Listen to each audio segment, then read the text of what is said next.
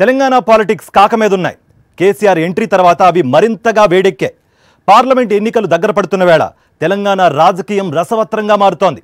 Assembly ఎన్నికల ఫలితాల తర్వాత తొలిసారి తెలంగాణ భవన్కు వచ్చిన బీఆర్ఎస్ బాస్ కేసీఆర్ కాంగ్రెస్ పై సమర భేరికి సిద్ధమని ప్రకటించడంతో రాష్ట్ర రాజకీయం రణక్షేత్రంలా మారింది.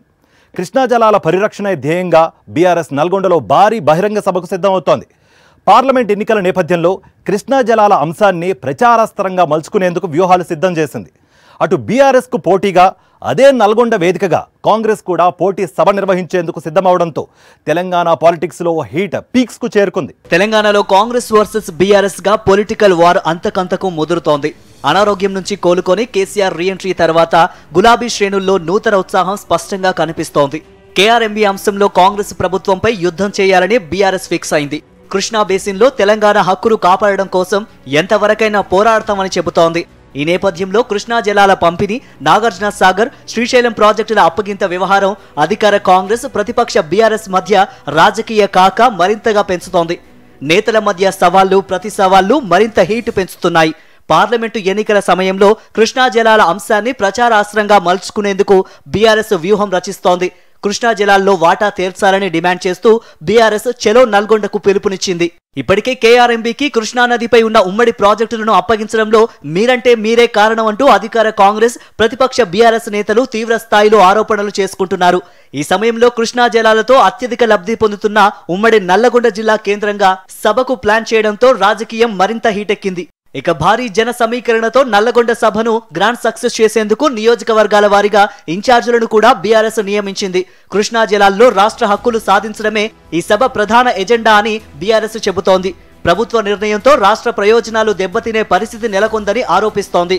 కేవలం సభ మాత్రమే కాదు, నల్లగొండ భారీ బహిరంగ సభ తర్వాత పార్టీ నేతలంతా నాగార్జున సాగర్ వరకు పాదయాత్ర నిర్వహించేందుకు కూడా సన్నాహాలు చేస్తోంది.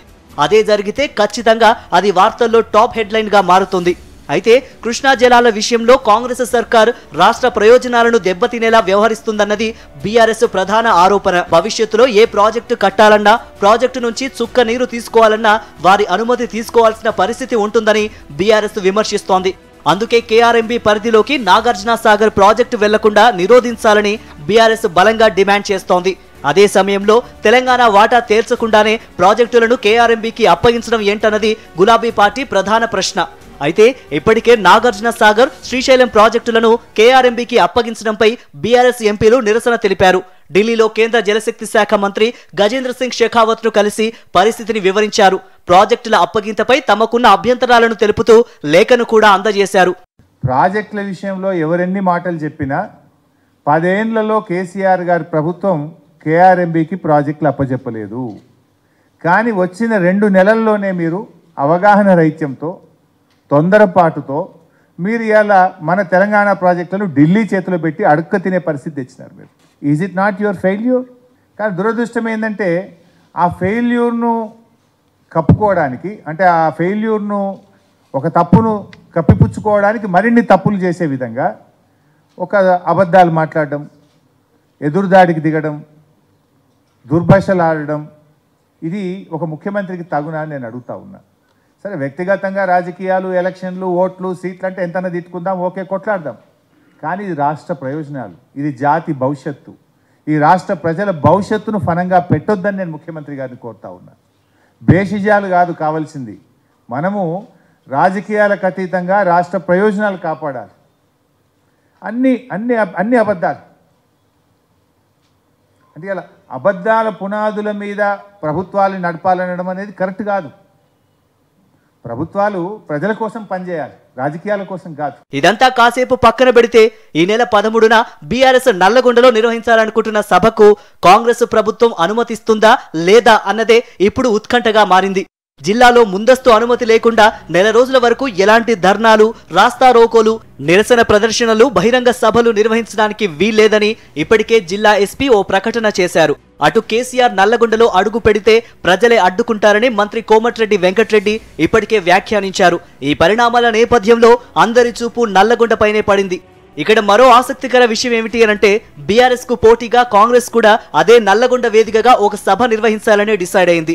2 లక్షల మందితో భారీ బహిరంగ సభ నిర్వహణకు కాంగ్రెస్ పార్టీ ఏర్పాట్లు చేస్తోంది. ఈ సభకు ప్రియాంక గాంధీని ఆహ్వానించడం ద్వారా బీఆర్ఎస్ కు చెక్ పెట్టాలని, సభను విజయవంతం చేసే బాధ్యత తాను తీసుకుంటానని కోమటిరెడ్డి చెప్పినట్టు తెలుస్తోంది. అలాగే ప్రియాంక సభలోనే మరో 2 గ్యారంటీలైన గృహజ్యోతి కింద 200 యూనిట్ల లోపు ఉచిత విద్యుత్, 500 రూపాయలకి గ్యాస్ సిలిండర్ పథకాలను ప్రకటించాలని ప్లాన్ చేస్తున్నారు. ఓవైపు పార్లమెంటు ఎన్నికలకు సన్నద్ధం అవుతూనే మరోవైపు బీఆర్ఎస్ ను ధీటుగా ఎదుర్కోవాలని డిసైడ్ అయింది కాంగ్రెస్ పార్టీ. ఈ పార్లమెంటు ఎన్నికల ముందు ఇటు బీఆర్ఎస్ అటు కాంగ్రెస్ ఎవరు ఏ నినాదం ఎత్తుకున్నా, ఎవరు ఏ సభలు పెట్టినా, ఎవరు ఏ పథకాలు ప్రకటించినా, ఎవరు ఏ పాదయాత్రలు చేసినా అవన్నీ ఆ ఎన్నికల్లో లబ్ధి పొందడానికేనని ప్రత్యేకంగా చెప్పాల్సిన పని లేదు. కాకపోతే ఎవరు ఏ అస్త్రాన్ని ఎంచుకున్నారు, ఎవరు ఏ వ్యూహంతో ప్రత్యర్థిని దెబ్బ కొట్టారు, ఫైనల్ గా పార్లమెంటు ఎన్నికల్లో ఎంత లబ్ధి పొందారన్నదే కీలకం.